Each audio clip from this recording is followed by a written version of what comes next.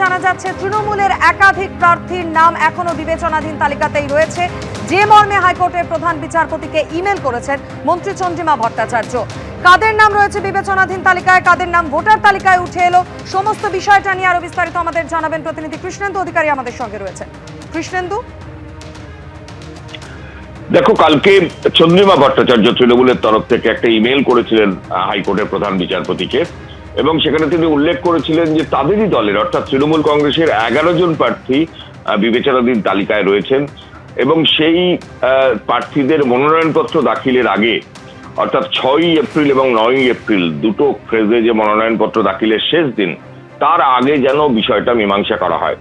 এবং তুমি জানো যে গতকালই মধ্যরাতে একটি তালিকা প্রকাশিত হয়েছে, সেকেন্ড সাপ্লিমেন্টারি তালিকা, এবং তাতে দেখা যাচ্ছে এবং আমাদের কাছে যেটা খবর আসছে যে তিন জনের নাম সেই তালিকায় উঠে এসছে। অর্থাৎ যে জটিলতা ছিল বা যে কনফিউশন ছিল সেটা মিটেছে আপাতত 3 জনের ক্ষেত্রে।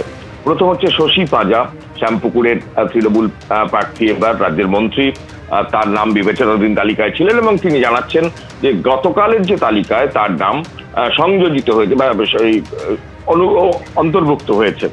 এবং শশী পাজা ছাড়া কাজল শেখ, হাসনের তৃণমূল প্রার্থী বৈষ্ণবের, তার নামও বিবেচনাধীন তালিকায় ছিল, তার নামও এসছে এমনটা জানা যাচ্ছে। এবং শীর্ষান্ন বন্দ্যোপাধ্যায় অর্থাৎ উত্তরপাড়ার তৃণমূল প্রার্থী, কল্যাণ বন্দ্যোপাধ্যায় তৃণমূল সাংসদ, তার পুত্র, তার নামও বিবেচনাধীনের তালিকায় ছিল, এবং সেই নামও কালকে এই যে তালিকা প্রকাশিত হয়েছে সেই তালিকা প্রকাশের পর ভোটার তালিকায় অন্তর্ভুক্ত হয়েছে।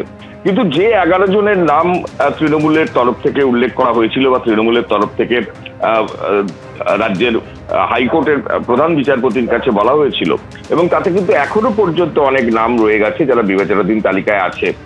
গোয়ালপুকুরের গোলাম রব্বানি বা মোথাবাড়ির তৃণমূল প্রার্থী নাজবুল ইসলাম, শামশেরগঞ্জের নূর আলম, লালগোলার মোহাম্মদ আব্দুল আজিজ, এমনকি নওদার তৃণমূল প্রার্থী শাহিনা মুমতাজ, চণ্ডীতলা তৃণমূল প্রার্থী সাথী খন্দকার, দেগঙ্গা তৃণমূল প্রার্থী আনিসুর রহমান, একাধিক নাম কিন্তু বিবেচনাধীনের তালিকায় রয়েছে। এবং সেই প্রেক্ষাপটেই তৃণমূলের তরফ থেকে হাইকোর্টের প্রধান বিচারপতিকে ইমেল করে চিঠি লিখে আবেদন করা হয়েছে যে এই যে অগ্রাধিকারের ভিত্তিতে এই গোটা বিষয়টা মীমাংসা করা হোক, এবং যারা অযোগ্য তাদের দ্রুত নিষ্পত্তি করা হোক, যারা যোগ্য তাদের দ্রুত তালিকা প্রকাশিত হোক, এবং প্রয়োজনে ডেলি একটা করে তালিকা প্রকাশিত হোক। অর্থাৎ যে সংখ্যার কথা তৃণমূলের তরফে বলা হচ্ছে তাদের মধ্যে একাধিক ব্যক্তি আবার ভোটার তালিকায় মধ্যরাতের যে তালিকায় তাতে নাম অন্তর্ভুক্ত হচ্ছে, এমনটাও জানা যাচ্ছে।